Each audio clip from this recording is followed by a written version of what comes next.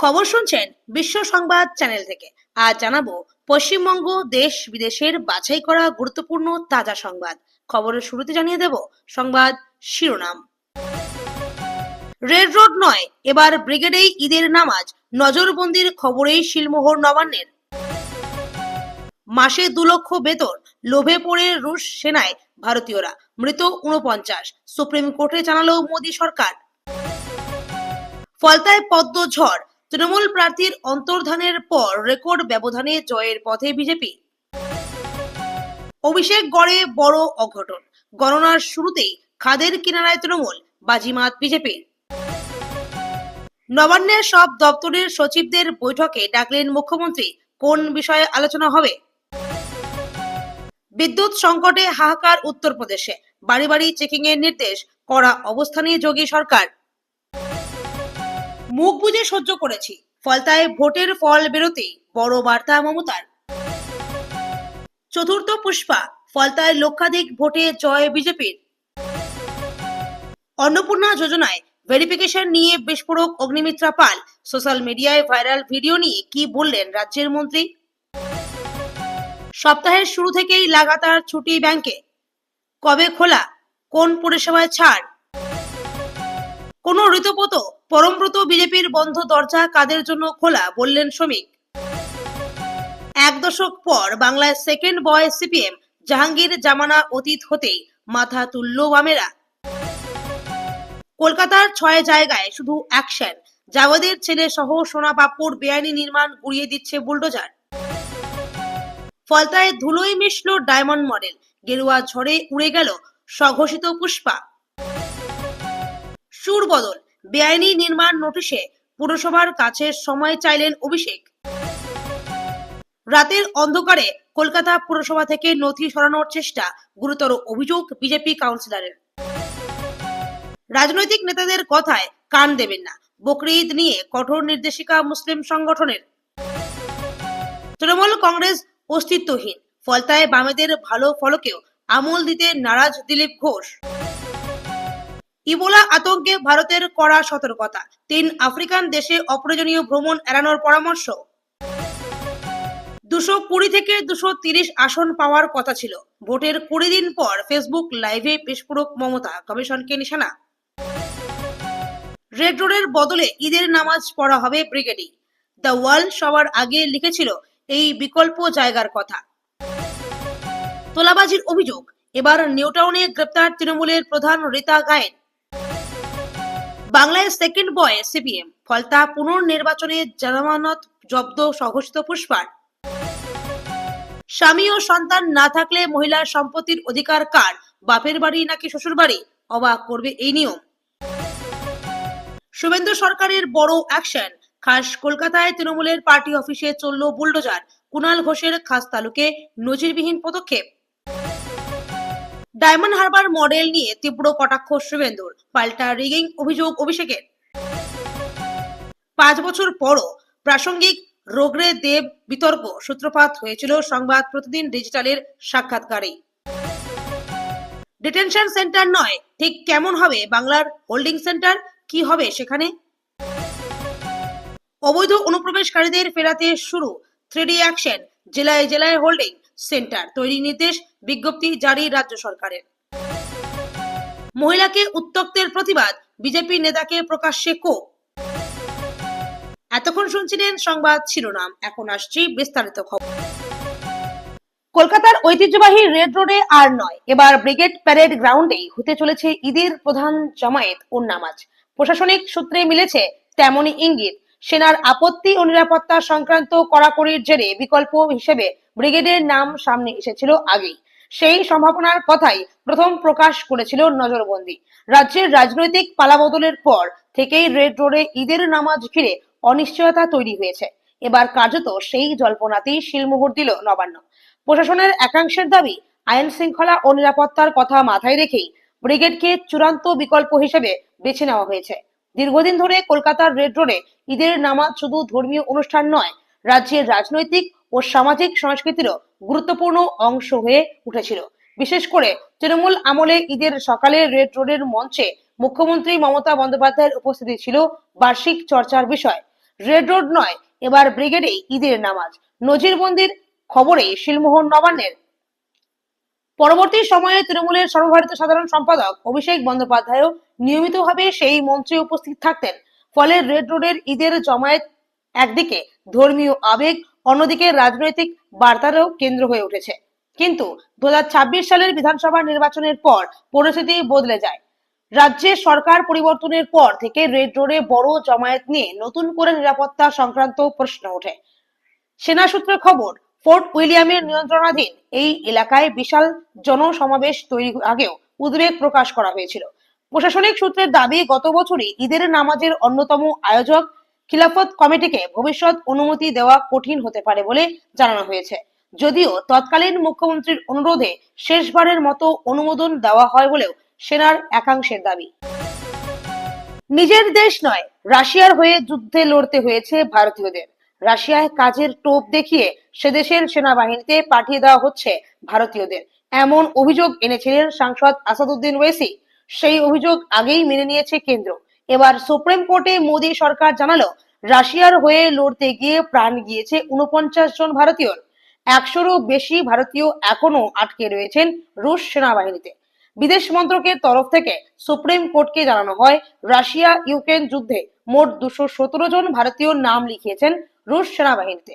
তার মধ্যে 49 জনের মৃত্যু হয়েছে, 6 জন এখনো নিখোঁজ। বাকি থাকা 139 জনকে দ্রুত দেশে ফেরানোর চেষ্টা চালাচ্ছে ভারতীয় দূতাবাস। এছাড়াও 23 জন ভারতীয়র কোনো খোঁজ মেলেনি। অতিরিক্ত সলিসিটর জেনারেল ঐশ্বর্য ভাটি জানান, 48 জনকে ইতিমধ্যেই রাশিয়া থেকে ভারতে ফেরার বিমান টিকিট দেওয়া হয়েছে। কিন্তু ভারতীয়রা কেন রাশিয়া সেনাবাহিনীতে যোগ দিচ্ছেন? ঐশ্বর্য জানিয়েছেন, রুশ সেনায় যোগ দেওয়ার জন্য অত্যন্ত লাভজনক প্রস্তাব দিয়েছে মস্কো। $5,000 বোনাস, $2,500 মাসিক বেতনে প্রতিশ্রুতি দেওয়া হয়েছে। অর্থাৎ ভারতীয় মুদ্রায় মাসে প্রায় 2 লক্ষ টাকা বেতনের প্রস্তাব ছিল। পাশাপাশি সহজে রুশ নাগরিকত্ব, অন্যান্য সুযোগ সুবিধা, মৃত্যু হলে বিরাট অঙ্কের ক্ষতিপূরণের প্রস্তাবও ছিল। মূলত আর্থিক লাভ দেখেই চাকরির খোঁজে থাকা ভারতীয়রা যোগ দিয়েছেন রুশ সেনাবাহিনীতে। গত বছর বিদেশ মন্ত্রকের প্রতিমন্ত্রী কীর্তিবর্ধন সিং জানান, সব মিলিয়ে 202 জন ভারতীয়কে নিয়োগ করা হয়েছিল রুশ সেনাবাহিনীতে। তার মধ্যে 226 জন ভারতীয়র মৃত্যু হয়েছে রাশিয়া ইউক্রেন যুদ্ধে। সেই সংখ্যাটা বাড়লো চলতি বছরে। আসলে 4 বছর ধরে ইউক্রেনের বিরুদ্ধে যুদ্ধ চালাচ্ছে রাশিয়া। তার জেনে প্রাণ হারিয়েছেন বহু রুশ সেনা। এহেন পরিস্থিতিতে সেদেশে সেনা বাড়ানোর দিকে জোর দিয়েছেন প্রেসিডেন্ট ভ্লাদিমির পুতিন। সেখানে নিয়োগ করা হয়েছে ভারতীয়দের। যদিও নয়াদিল্লির অনুরোধে ভারতীয়দের রুশ বাহিনী থেকে মুক্তি দেওয়া হচ্ছে বলেই জানিয়েছে বিদেশ মন্ত্রক। দক্ষিণ 24 পরগনার ফলতা বিধানসভা কেন্দ্রের উপনির্বাচনের ভোট গণনাকে কেন্দ্র করে রবিবার সকাল থেকেই রাজনৈতিক মহলে তুমুল উত্তেজনা। তবে গণনার শুরুর ট্রেন্ড সামনে আসতেই কার্যত স্পষ্ট হয়ে গিয়েছে ফলতার নির্বাচনী চিত্র। গত 21শে মে এই কেন্দ্রে পুনর্নির্বাচন অনুষ্ঠিত হয়েছিল। রবিবার সকাল থেকে ডায়মন্ড হারবার মহিলা বিশ্ববিদ্যালয়ে কড়া নিরাপত্তার মধ্যে শুরু হয় ভোট গণনা। 19টি টেবিলে মোট 21 রাউন্ড গণনা হওয়ার কথা রয়েছে। তবে এই গণনার সবচেয়ে বড় চমক হলো, ভোট শেষ হওয়ার আগেই কার্যত এলাকা জুড়ে শুরু হয়ে গিয়েছে বিজেপির বিজয় উল্লাস। অন্যদিকে গণনা কেন্দ্রে এদিন সকাল থেকে দেখা মেলেনি রাজ্যের শাসক দল তৃণমূল কংগ্রেসের কোনো এজেন্টদের। ফাঁকা মাঠে গোল বিজেপির। সরে দাঁড়িয়েছিলেন তৃণমূল প্রার্থী। ভোটের ঠিক আগেই ফলতার রাজনৈতিক সমীকরণে বড়সড় বদল এসেছিল। পুনর্নির্বাচনের ঠিক আগে ফলতা থেকে আকস্মিকভাবে সরে দাঁড়ানোর সিদ্ধান্ত ঘোষণা করেছিলেন তৃণমূল প্রার্থী জাহাঙ্গীর খান। ফলে রাজনৈতিকভাবে মাঠ কার্যত ফাঁকা পেয়ে যায় বিজেপি। এই মুহূর্তে রাজ্যে বিধানসভা নির্বাচনে 207টি আসনে জয় পেয়ে একক সংখ্যাগরিষ্ঠতায় রয়েছে বিজেপি। ফলতা আসনে জয় এলেই গেরুয়া শিবিরের জেতা আসনের সংখ্যা পৌঁছে যাবে 208-এ। আর গণনার প্রথম থেকেই সেই লক্ষ্যের দিকেই এগোচ্ছেন বিজেপি প্রার্থী, পেশায় আইনজীবী দেবাংশু পান্ডা। প্রথম রাউন্ড থেকেই ফলতায় একচেটিয়া লিড বজায় রেখেছে ভারতীয় জনতা পার্টি। অবাক করার মতো বিষয় হলো, বাম এবং কংগ্রেসের থেকেও পিছিয়ে পড়ে চতুর্থ স্থানে চলে গিয়েছে রাজ্যের শাসক দল তৃণমূল। পশ্চিমবঙ্গ বিধানসভা নির্বাচনের রেশ কাটতে না কাটতেই ফলতা বিধানসভা কেন্দ্রের পুনর্নির্বাচনের ভোট গণনা ঘিরে তৈরি হয়েছে তীব্র উত্তেজনা। ডায়মন্ড হারবারের পার্শ্ববর্তী এই কেন্দ্রে গণনার শুরুতেই এক নজিরবিহীন দৃশ্যের সাক্ষী থাকলো রাজ্য রাজনীতি। প্রথম রাউন্ডের ভোট গণনা শেষ হতেই দেখা গেল শাসক দল তৃণমূল কংগ্রেসকে বহু পিছনে ফেলে অনির্বাচন কমিশনের তথ্য অনুযায়ী ফলতা বিধানসভা কেন্দ্রের এই গুরুত্বপূর্ণ ভোট গণনা আজ ডায়মন্ড হারবার মহিলা বিশ্ববিদ্যালয়ে অনুষ্ঠিত হচ্ছে। কড়া নিরাপত্তার চাদরে মুড়ে ফেলা হয়েছে পুরো এলাকা। প্রশাসনের তরফে জানানো হয়েছে সম্পূর্ণ স্বচ্ছ শান্তিপূর্ণভাবে গণনা প্রক্রিয়া সম্পন্ন করার জন্য একাধিক স্তরে নিরাপত্তা ব্যবস্থা নেওয়া হয়েছে। মোট 21 রাউন্ড ধরে এই গণনা প্রক্রিয়া চলবে, যেখানে 62 জন কর্মী নিয়োগ করা হয়েছে। প্রতিটি টেবিলের নিয়ম মেনে ইভিএম এবং ভিভিপ্যাট যাচাইয়ের কাজ চলছে। ফলতা কেন্দ্রটি এবারের নির্বাচনে রাজনৈতিকভাবে অত্যন্ত তাৎপর্যপূর্ণ। দক্ষিণ 24 পরগনার এই এলাকায় বিজেপি তাদের সাংগঠনিক শক্তি প্রদর্শনের জন্য বিশেষ গুরুত্ব দিয়েছিল। রাজনৈতিক বিশ্লেষকদের মতে এই কেন্দ্রের ফলাফল কেবল একটি আসনের জয় পরাজয়ের হিসাব নয়, বরং রাজ্যের আগামী রাজনৈতিক সমীকরণের বড় ইঙ্গিত।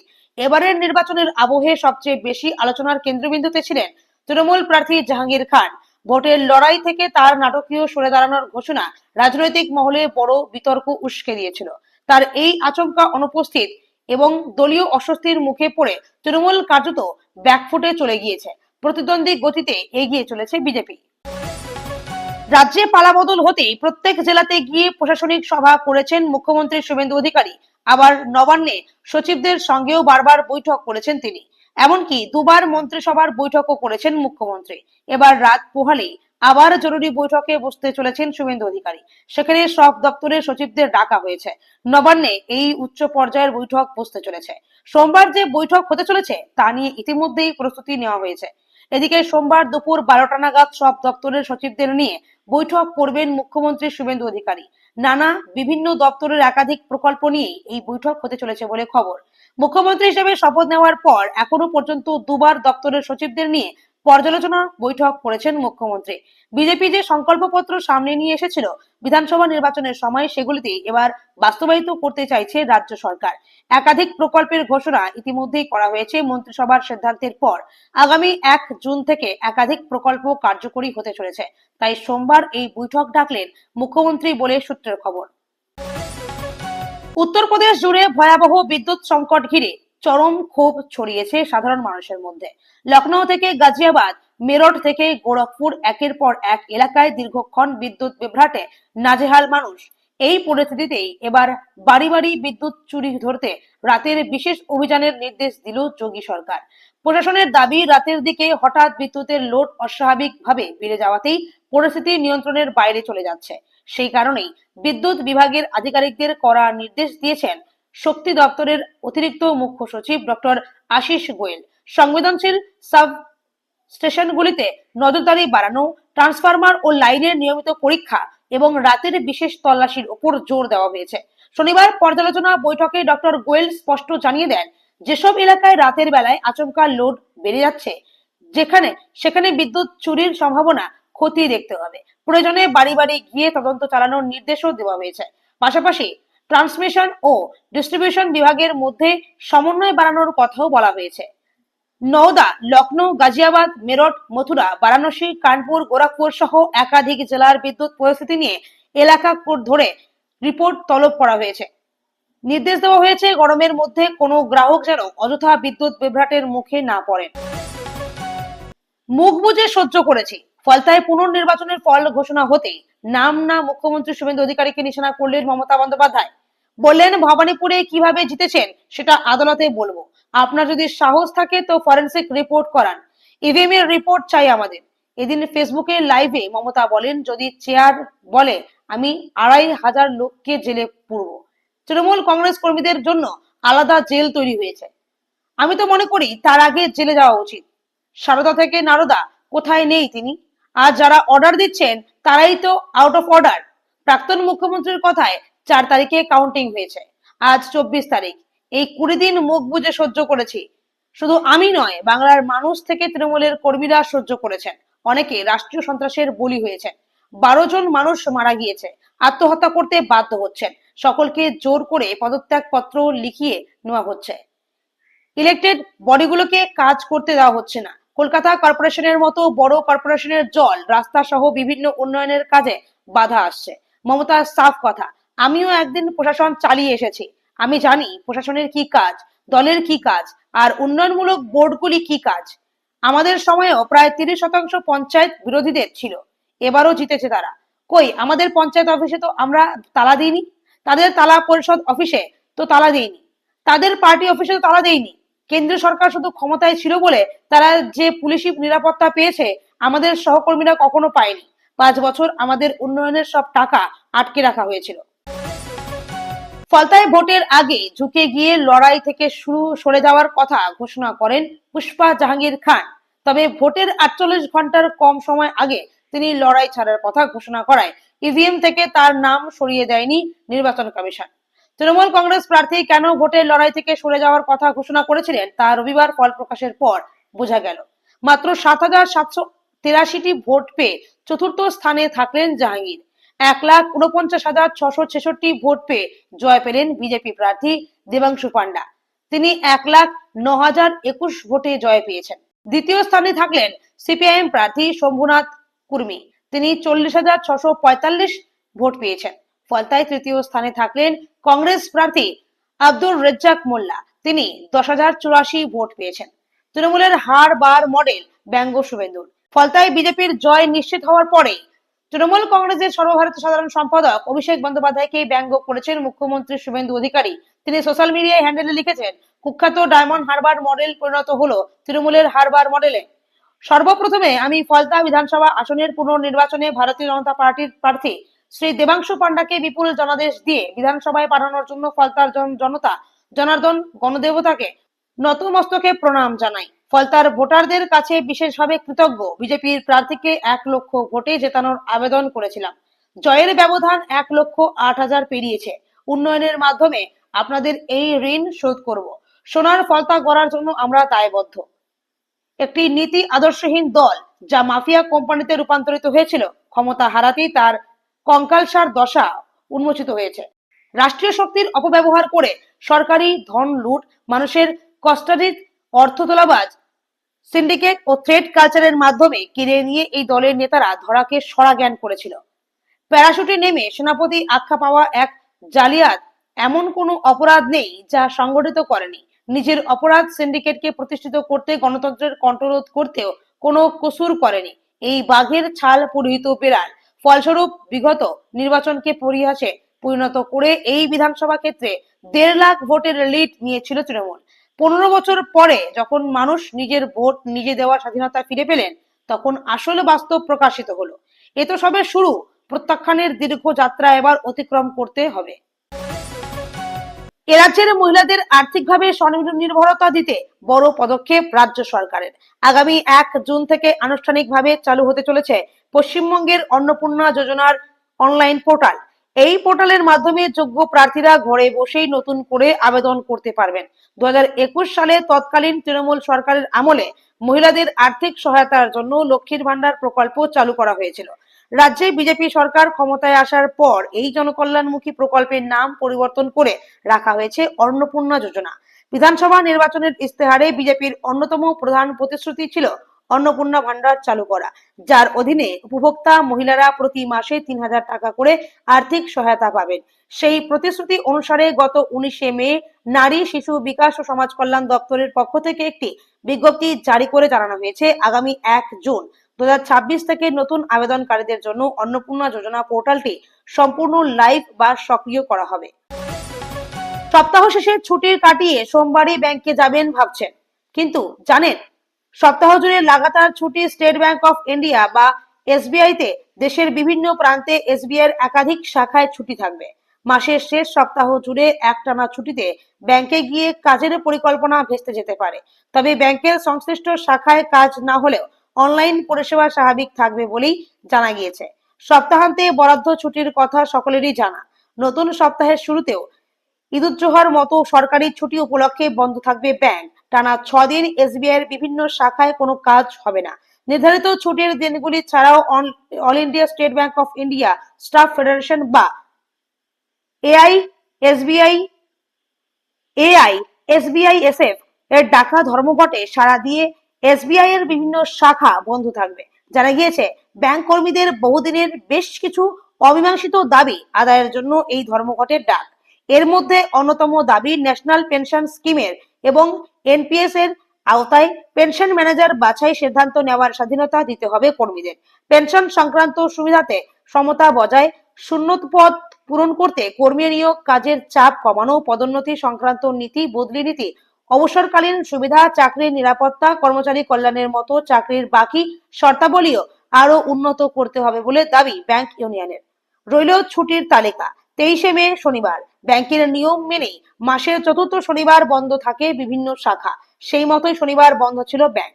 24শে মে রবিবার বেশিরভাগ সরকারি বেসরকারি অফিসের মতোই রবিবার সাপ্তাহিক ছুটির দিন ব্যাংকে। 25 ও 26শে মে সোমবার ও মঙ্গলবার দেশ জুড়ে এসবিআই স্টাফ ফেডারেশনের তরফে ধর্মঘটের ডাক দেওয়া হয়েছে, তাই ওই দুদিন ব্যাংকের বিভিন্ন শাখা বন্ধ থাকবে।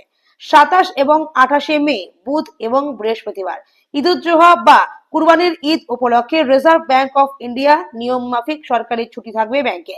দেশের জম্মু ও কাশ্মীরে এসবিআই এর শাখাগুলিতে দুদিনই ছুটি দেওয়া হবে, তবে দেশের অন্যান্য প্রান্তে থাকবে একদিন ছুটি। কোনো জায়গায় 27শে মে, আবার কোথাও 28শে মে ঈদের ছুটি থাকবে। কোনো পরিষেবা চালু, ডিজিটাল বা অনলাইন ব্যাংকিং পরিষেবা একেবারে স্বাভাবিক থাকবে বলেই জানা গিয়েছে। ফলে গ্রাহকেরা অনলাইন ব্যাংকিং বা ইউপিআই এর মাধ্যমে টাকা লেনদেন করতে পারবেন। পাশাপাশি এটিএম থেকে টাকা তোলার ক্ষেত্রেও কোনো সমস্যার সম্মুখীন হতে হবে না।